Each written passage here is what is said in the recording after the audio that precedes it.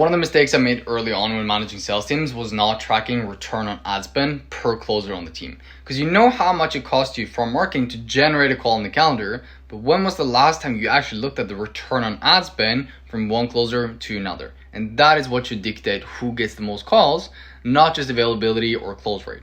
And the way I realized that I made that mistake was that we actually started calculating this for the first time. So we saw how much cash is collected every single month, how many calls are scheduled for that closer, and then that gives us the number cash collected per call scheduled. And what we saw really surprised me because we had two closers on that team. One was bringing in about 70% of the revenue per month, and the other guy was working part-time, didn't bring in as much, and we figured let's prioritize the guy who is full-time with us.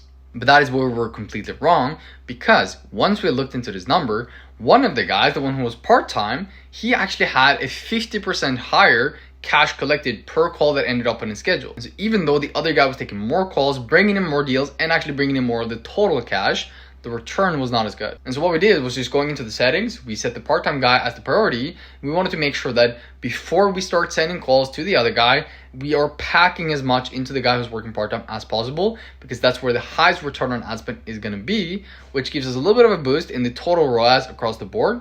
But more importantly, we prioritize filling up the calendar. It's going to give us the most cash back, the fastest, so that we can put more money into scaling ad spend.